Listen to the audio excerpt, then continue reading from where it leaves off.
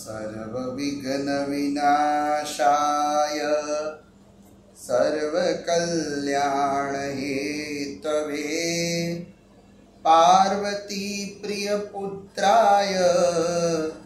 गणेशाय नमो नमः। गणेशाय नमो नमः। हंसयुक्तविमानस्ते श्रीब्रह्माणी रूपधारिणी कौशाम्बक्षडिके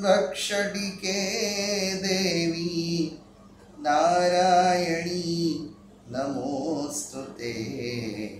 नारायणी नमोस्तुते। सौ आत्मीयजनोने मारा जय गणेश अने गणेश चतुर्थीनी आप सौने खूब खूब शुभकामनाओं। आज जे विषय पर चर्चा करवी छे गणेश पुराण नो परिचय। आपणे त्यां 18 पुराणों छे अने पुराणोमां पण पाछा उपपुराणों छे। तो एमां गणेश पुराण एमां भगवान गणेशजीनो महिमा वर्णव्यो छे। उपपुराण अने उपोपपुराण एमां गणेश पुराण नी गणना छे एवुं विद्वानोनुं मंतव्य छे। पण भगवान गणेश ए अनादिदेव छे, तो अनादिदेव तरीके गणेशजीनो महिमा गणेश पुराणमां वर्णव्यो छे।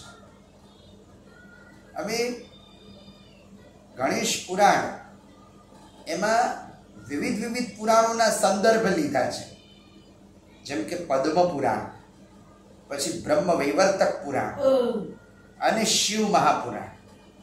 आ त्रणेय महापुराणोमां जे भगवान गणेशजीनो महिमा छे एनो संदर्भ लई अने आ आखी गणेश पुराणनी रचना करवामां आवी छे। गणेश पुराण एना वक्ता भृगु ऋषि छे, च्यवन ऋषि छे।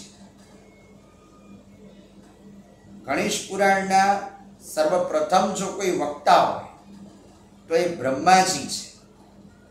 ब्रह्माजीए कृपा करी अने गणेश पुराणनी कथा भृगु ऋषिने संभळावी।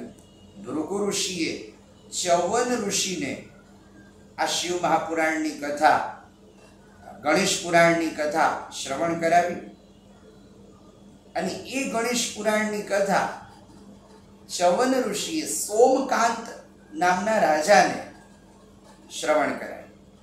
एटले गणेश पुराणना जे श्रोता छे, मुख्य श्रोता ए सोमकांत राजा छे।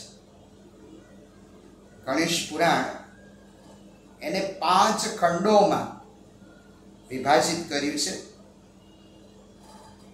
उपासना खंड, पछी गणेश जन्म खंड, क्रीड़ा खंड, आराधना खंड अने गणेश महिमा खंड। आवा 5 खंडोमां आ पुराणने विभाजित कर्युं छे। तो पहलो जे खंड छे गणेश पुराणनो ए आराधना खंड। तो आराधना खंडमां मंगलाचरण कर्युं। भगवान गणेशजी केवा छे? विघ्नेश्वर छे, सर्व विघ्न विनाशाय। तो भगवान गणेशजी ने विघ्नेश्वर केम कहेवामां आव्या? तो ए विघ्नना कर्ता पण छे अने विघ्नना हरता पण छे। सर्व विघ्न विनाशाय सर्व कल्याण हेतवे, बधायनुं कल्याण करवावाळा पार्वती प्रिय पुत्राय। पार्वती माताजीना पुत्र अनादिदेव छे, पण पार्वती माताजीने त्यां पुत्र तरीके प्रगट्या।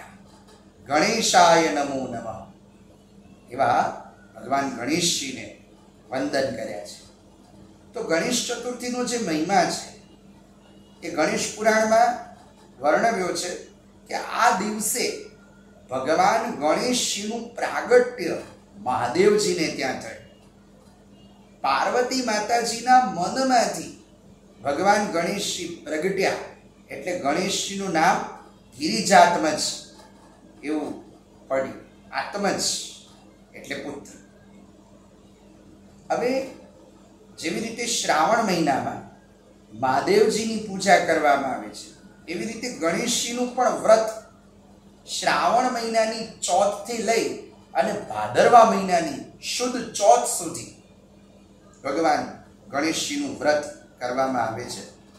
ભાદરવા મહિનાની શુદ્ધ ચતુર્થીને દિવસે આ વ્રતનું સમાપન થાય છે. એટલે પૌરાણિક દ્રષ્ટિએ આવી રીતે ગણેશજીનો મહિમા વર્ણવ્યો છે.